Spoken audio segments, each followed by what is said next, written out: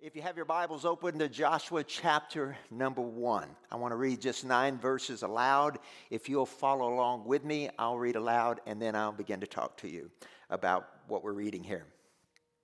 It says, after the death of Moses, verse 1 of chapter 1, after the death of Moses, the servant of the Lord, it came to pass that the Lord spoke to Joshua the son of Nun, Moses' assistant, saying, Moses, my servant, is dead. Now therefore arise, go over this Jordan, you and all this people, to the land which I am now giving to them, the children of Israel.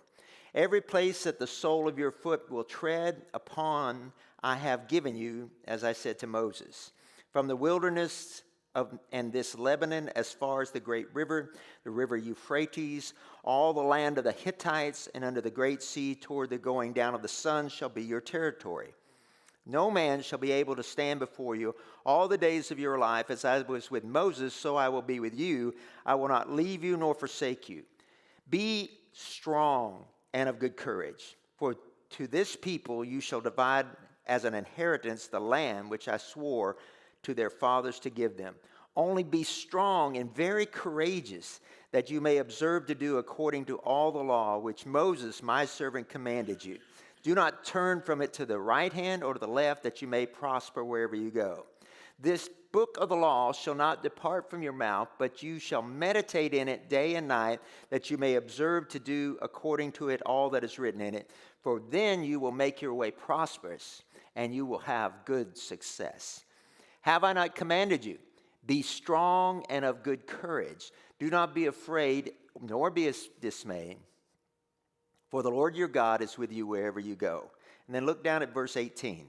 Whoever rebels against your command and does not heed your words and all that you command them, only be put to death. Only be strong and of good courage. 5 times in this chapter, God tells Joshua, don't be afraid. Don't be afraid. Be courageous. Don't fear. Be afraid. Isn't that amazing? Now, here's what's going on. The nation of Israel had spent 400 years in slavery. They cried for a deliverer. God sent Moses. Moses brought 10 plagues upon the nation of Egypt. Egypt was devastated, and finally Pharaoh said, take your people and go. And they headed out into the wilderness. They traveled in that wilderness because of, it started really, really good. But they didn't get very far into the wilderness until they lost heart and they began to doubt God and they didn't trust him anymore. And as a result of that, God said, I'm going to let this generation die off and a new generation is going into the Holy Land. So that old generation had died off. They had been wandering in the wilderness for 40 years. Moses was this incredible leader. I mean, arguably the second greatest man in the Bible behind Jesus is Moses. And he is this incredible leader, and he dies. But as he's getting ready to die, God says to him, here's your successor. It's going to be Joshua. And we know Joshua was a great hero. He was a warrior. But nonetheless, he is going to take the people into the promised land. Now, they have never been in the promised land. And so now he's taken over. You know, there's no more great, difficult task than to take over for a very powerful and established leader. It's a lot better to follow a failure than a success. Anybody know what I'm talking about? If you ever get an opportunity, don't step in a great man's shoes if you get the chance, or a great woman's shoes. It's a lot better to follow a failure than the leader. Well, here's Joshua. He's going to follow arguably the second greatest man in all history's leadership, and he's afraid. How do we know he's afraid? Because 5 times, don't be afraid. Now, he's got a lot to be afraid about. Number one, as I just said, he's going to be taken over for one of the greatest leaders of all time. That's a big pressure. Number 2, he has an unproven army that has never been to battle. Number 3, he is facing some of the greatest fortified cities that are around. We know the story of Jericho that will come up. So he's got all of these things in front of him. And third, he has never been in leadership of this area. And so he is afraid. And so God said, don't be afraid. Be courageous. Don't be afraid. Be courageous. And I want to talk to you about living like Joshua is being encouraged to live. I want to talk to you about living fearlessly. We deal with fear every day. Fear is a constant challenge in our life. And it's amazing that we have so much fear. You know, Franklin Delano Roosevelt gave a tremendous speech on his inaugural address when he became president of the United States. It was during a time where the nation had hit this terrible depression. 1 in 4 people were out of work. Think about that. 1 in 4 people were out of work. It was the worst time. Huge stock market crash. Everybody was afraid. But Roosevelt realized that as bad as things were, what was really bad was that the people were just consumed with fear. And they were more worried than they needed to be, more frightened than they needed to be. And as a result of that, they weren't taking the steps that were necessary to get better. So he said, listen, I am convinced that the only thing we have to fear is fear itself. And then he went on. I don't know if you've ever read the speech, but he said, look, our forefathers faced much greater dangers than we're facing. They crossed an uncharted wilderness.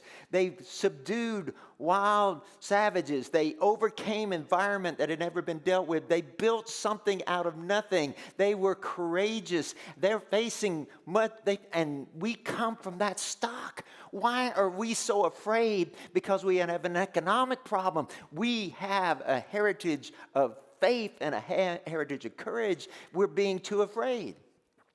You know, we really are too afraid. Most of us spend too much time in fear. We actually live in a time when there is less to be afraid of than any other time.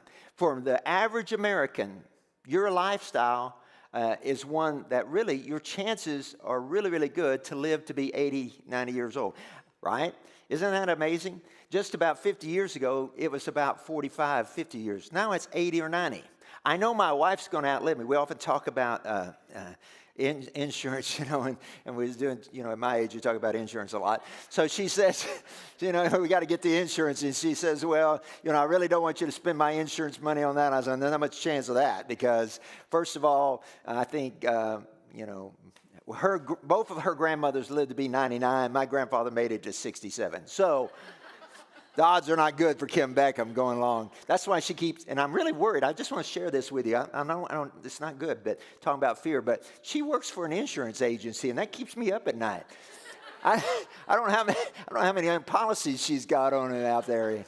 No, I'm joking about that. But anyway, the fact is we actually live in a time when your chance of dying young is smaller than it had ever been.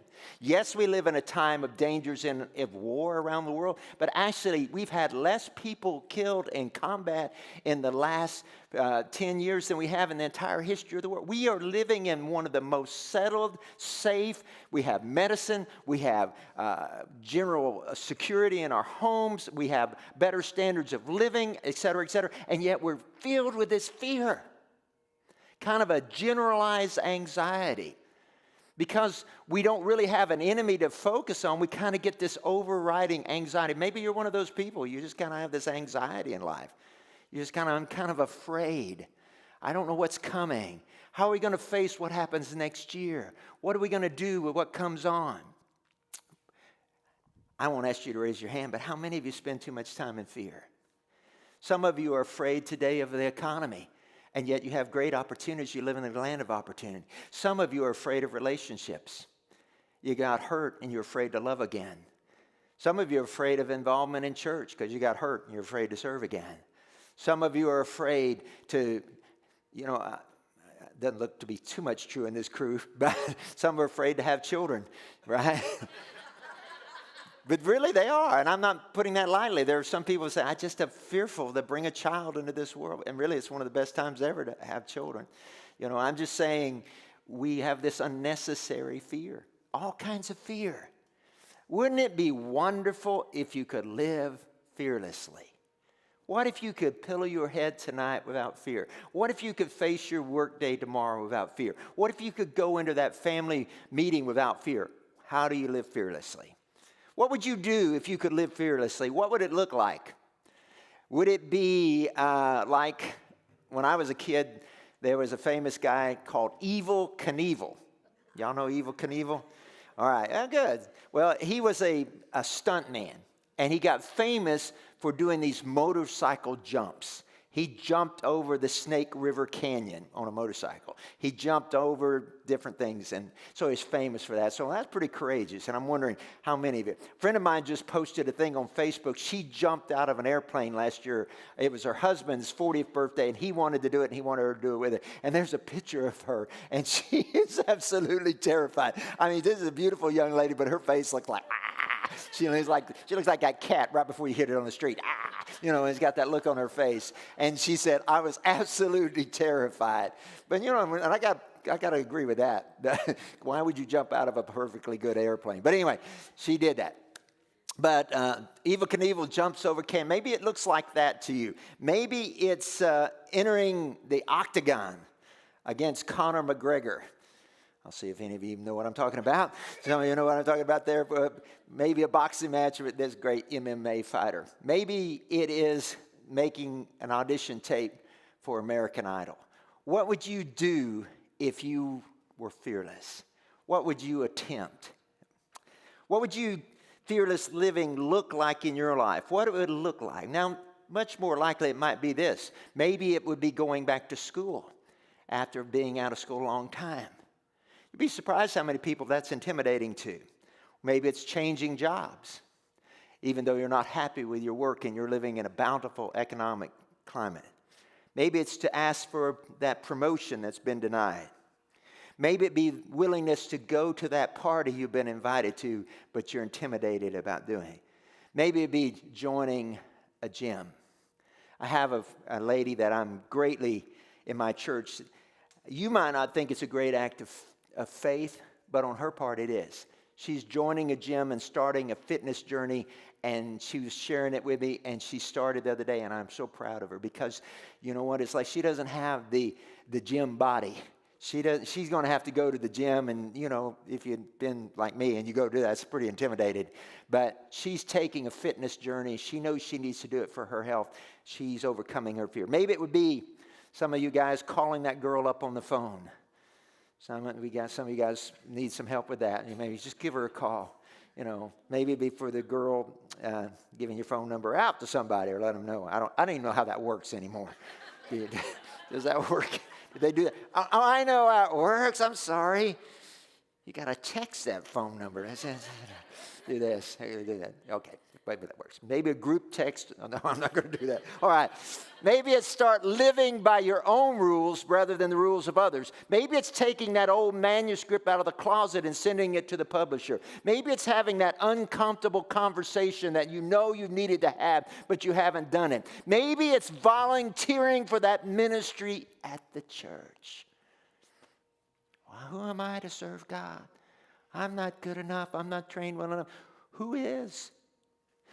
The old preachers used to joke, when I surrendered to preach, and I was 17 years old, and a lot of people, the old preacher said one time when he surrendered to preach, they flew the flags of heaven at half-mast and angels wept. I hope it wasn't that bad when I surrendered to preach. But, you know, sometimes when we talk about doing ministry, people have this attitude of, well, I'm not worthy. And as my good friend Pastor McCaskill says to me, you're laboring under the assumption that there's somebody out there who is worthy. And there's not any worthy people. There's just forgiven people. There's just desirous to be servant people. Don't be afraid to surrender to ministry. Don't be afraid to try something for God. Don't be afraid to let God use you. Maybe it's to start trusting God enough in your giving. Maybe it's enough to share with that friend that you've been concerned about a while, that you want to have a conversation about where they're going to spend eternity. What would you do if you weren't fearful? There's some principles of fear. First of all, as my friend who's a police officer in Tyler tells me, it's easier to be brave when you're ignorant of the issues and facts. That's true. Sometimes we're brave because we just don't know how bad it really is and how dangerous it is. But maybe sometimes it's better to do that. Courage is not the absence of fear, but the willingness to act in the face of fear. This is the difference. We have this idea that I should not know. It's the willingness to act even if you're afraid. I almost missed out on the greatest opportunity of my life out of fear. The Lord allowed my wife and I to start a church in a little town called Aubrey, Texas. 700 people in the community. God bless the ministry. We planted a church there. 10 years later, that church was running 450 people, and we built several buildings. Great success. To God be the glory. I got a call from the church I'm now pastoring, which is a legendary church in our movement. It was pastored by one of our legendary leaders. It was a church of over 1,000 people at the time, 30 acres of property, $7 million worth of building, staff of 8 people instead of 2 like I had, and I'm 33 years old, and they said, we want you to come and be the pastor or candidate for pastor. I drove down to take a look at it from Aubrey, Texas. It was 3 hours away. I drove on that campus. I looked around at those majestic buildings. I looked at that beautiful campus that looked like a college campus. I saw people going in out of the office building. I mean, it's so big it's got its own office building, which we just had Sunday school rooms for offices. They were going, and I looked at that. I saw that. I thought of the budget. I thought of the reputation it had in our movement, and I thought, I can't do this. It's too big. I was terrified. And I started to drive off of that campus and go back home and tell them, no, don't bother, I'm not coming. But thankfully, God said to me, not in an audible voice, but in my heart, the Lord spoke to my heart and said, you can do this. I'm calling you to do this. I will help you to do this.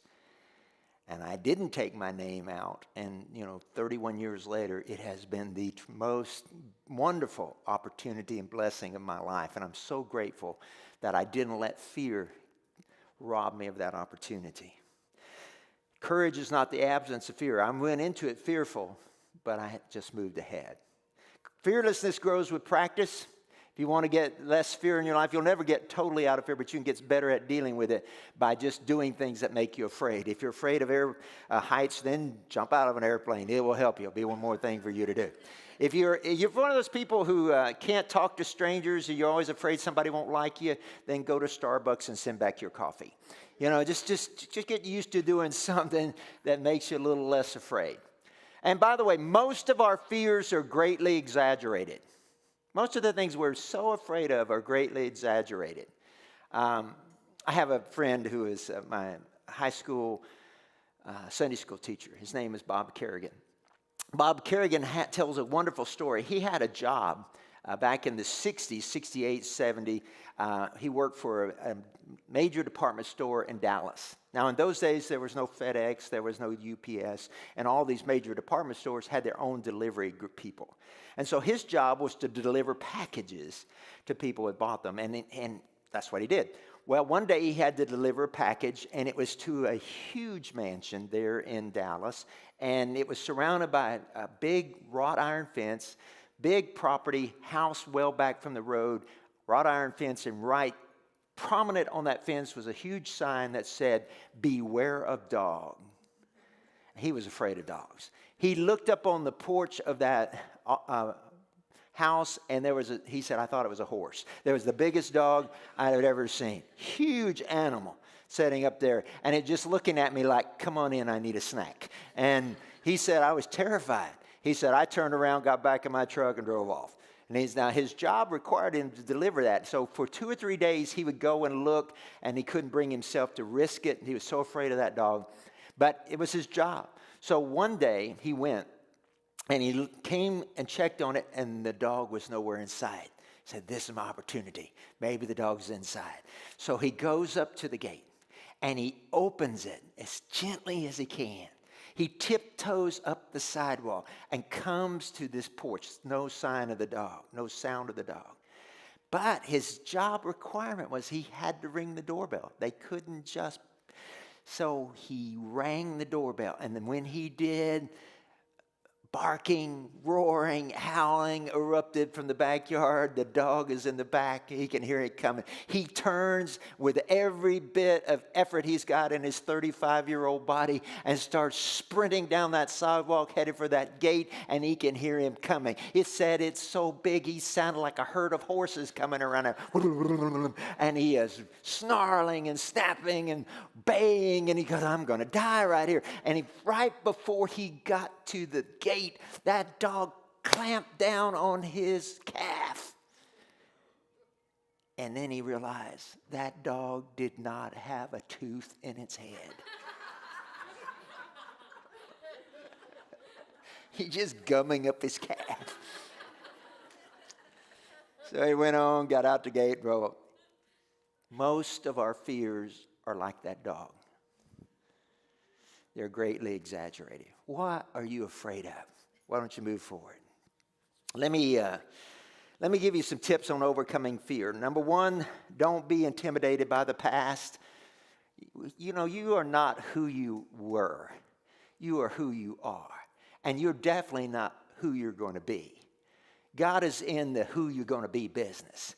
So don't let your past be your limitation. All of us got stuff we hope never comes. I'm so grateful, thank you, God, that I grew up before the age of Facebook and social media, so all the stupid stuff I did is not recorded. And so I feel for you kids on what's going on in your life. I'm so glad mine's not there. But don't be intimidated by the past. Everybody makes mistakes. Everybody does something foolish. Everybody has something they're ashamed of. Don't let that keep you from moving forward. Number two, absorb stories of fearlessness.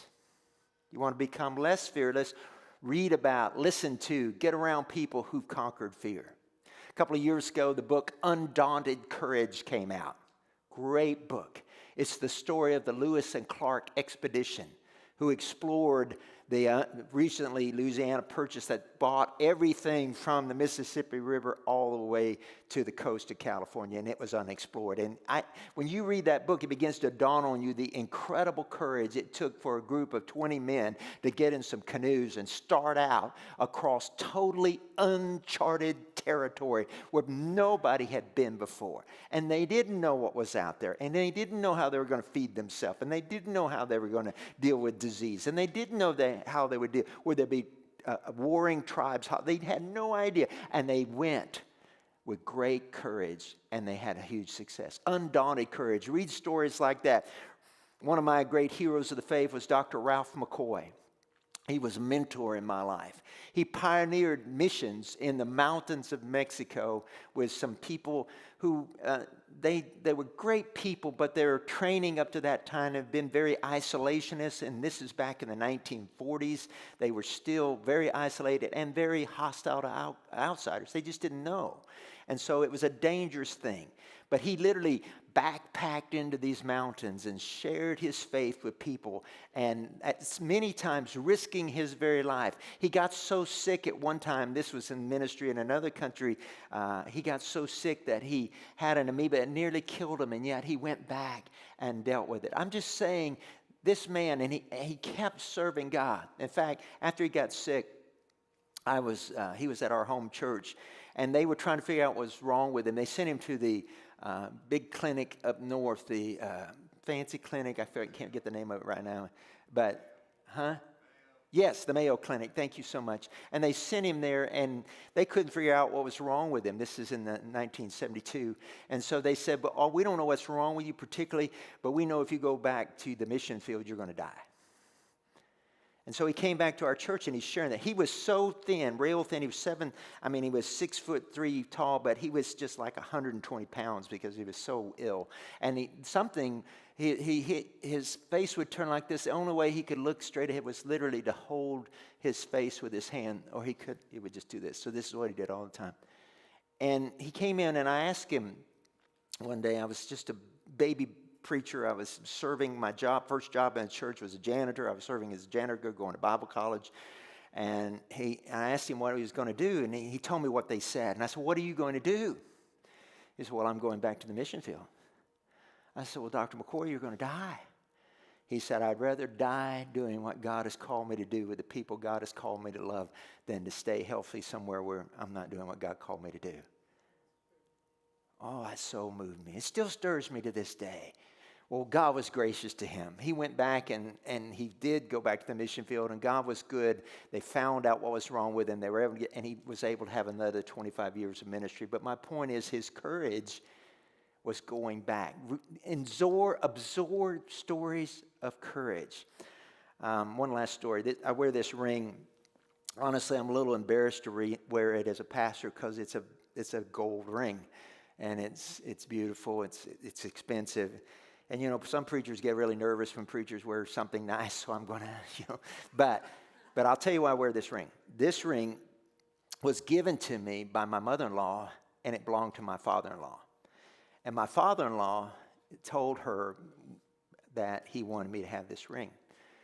My father-in-law, Gene Davis, was one of my heroes, is one of my heroes, but he's in heaven now.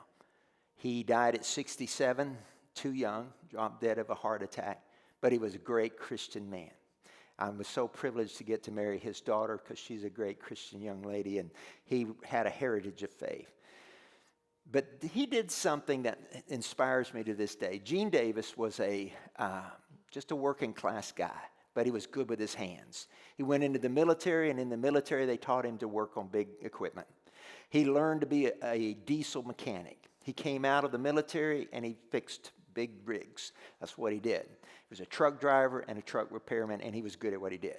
And one thing led to another, and he ended up getting hired for these major corporations working with their trucks. Well, one of the things he was doing, so he had this house, he had these daughters, he's in his 50s, and he has a great job working for a large trucking corporation, and he is set, he is secure. But, you know, it's just nothing wrong with it, but just a working class. He was going to work for another 10 years, take his Social Security, retire, whatever. But at 52, with a small amount of savings and with only a few years of working life in front of him, he realized that what he had been doing was a great opportunity. The kind of work he was doing on hydraulic lift trucks was a great opportunity. It was just really taking off. And he quit his job and opened his own business. At 52 years of age, with a small amount of savings, with 2 kids still at home. And you know, God blessed that business, and it changed the course of his family, changed their future. And I still to this day, he had already had one major back surgery, by the way.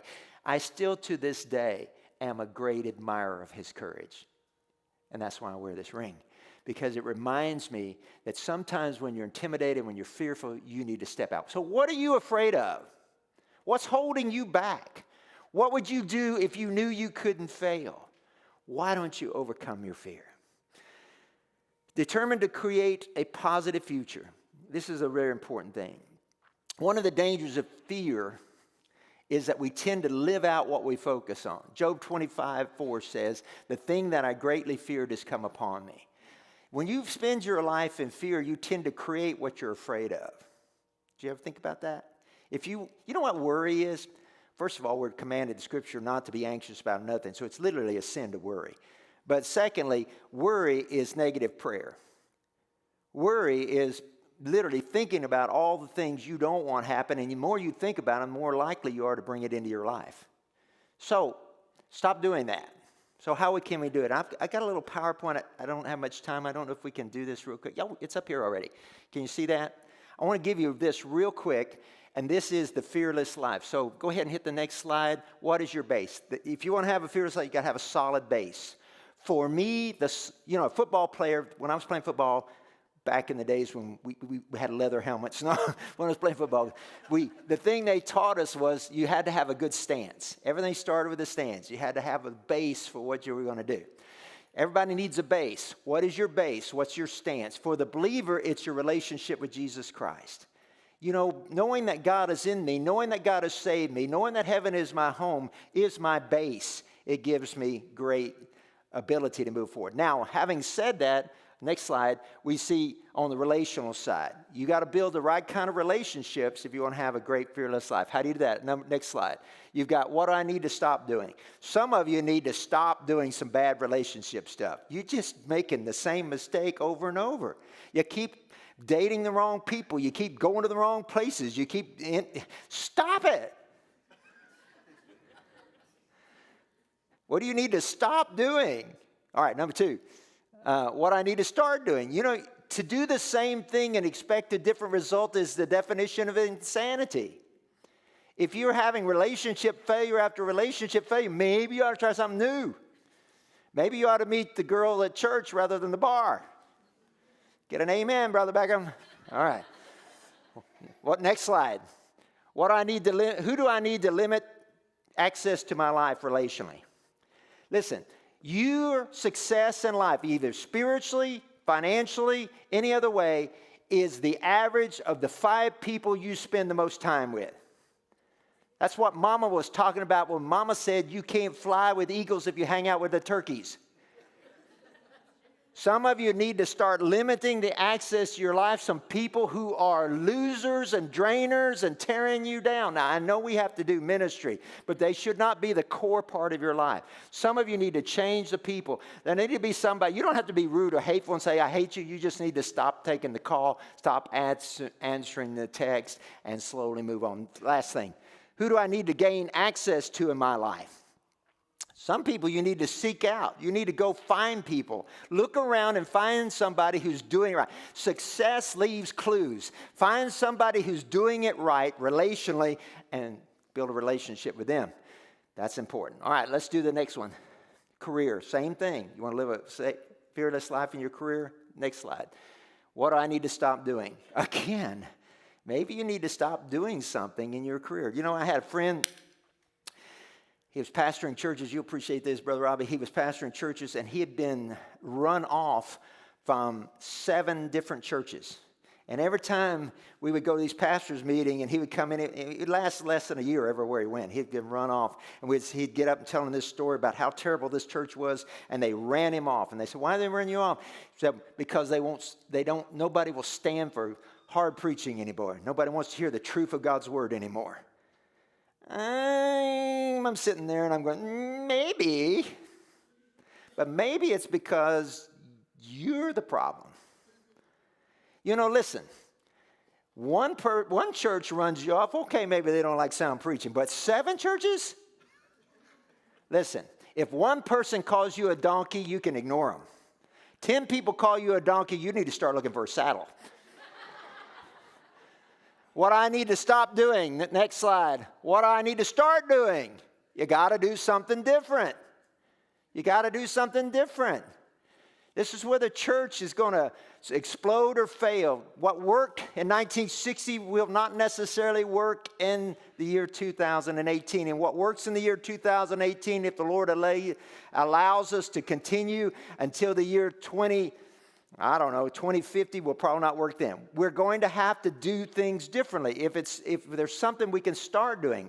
Well, I mean, literally, this little toy here, and I'm going to hurry here, this has totally changed everything, isn't it? So we have an app that you can do, Central Tyler app. We have websites. We have this. I have a blog. You should be on my blog, kimbeckham.net. You're losing out if you're not on my net. It just tells you get it, but it's the things about fear. But you need to start doing something different. Look at how I'm dressed. Do I look nice? I'm just picking on you. But when I started out, I looked like, I don't know. I mean, it was coat and tie and all the way to the top. And because that's every way to dress. Nothing wrong with that. Still some people do it. But times have changed. And so I need to do it. My wife told me a few years ago, we had a change in our staff. A guy left, and she said, "You're getting old. You need to hire young." I said, "Thanks for that encouraging word, dear wife." But she's right. So we started hiring young. You should see my team. They all look like my grandchildren. But anyway, they're doing amazing work at Central Tyler. Next thing, what do I need to limit access to in my life? Again, career-wise, you need to get some better relationships if you're constantly failing. You know, some customers need to be let go so better customers can come on. Last thing, who do I need to gain access to in my life? Intentional networking. You need to go after the people who can really help you and change it. All right, just that's done with that. You can have that. Last thing, claim the promises of God. How do you build fearlessness? You focus on this wonderful truth of God's word. You know, in 2 Timothy 1:7, it says, "For God has not given us a spirit of fear, but of power and of love and of a sound mind." Boy, you got to underline that verse. 2 Timothy 1:7, "For God has not given us a spirit of fear." So you got a spirit of fear right now? It didn't come from God. "But of power and of love and of a sound mind." You take that promise. You ingest that promise. You're going in a difficult situation. Get rid of that fear. Claim that promise of God. What did Joshua have? 5 different times. Be courageous, be courageous, be courageous. I'm going to be with you. I'm going to help you. You're going to succeed. Claim the promises of God.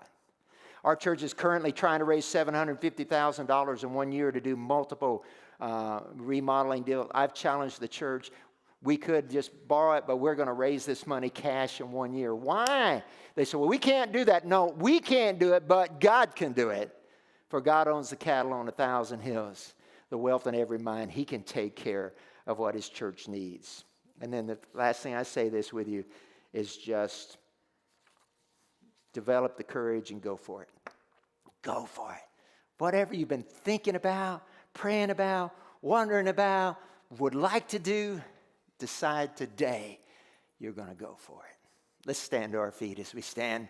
Musicians come, going to lead us in a final song of worship. I just want to challenge you to take to heart the things that we've put before you.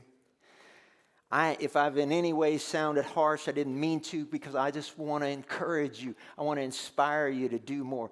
Whatever you've done or whatever you've accomplished, you can do more. Whatever you're facing, God is bigger than that. God is on your side. God is for you, not against you. He wants to bless you. He wants to use you. Why don't you go for it? Why don't you take that challenge? Why don't you dream up your dream and be fearless about it? If you'd like, in a moment as they begin to sing, you might want to come and kneel and pray. You're welcome to do that. Or you can stand right there and just say, God, pour courage into my heart. Do something for me.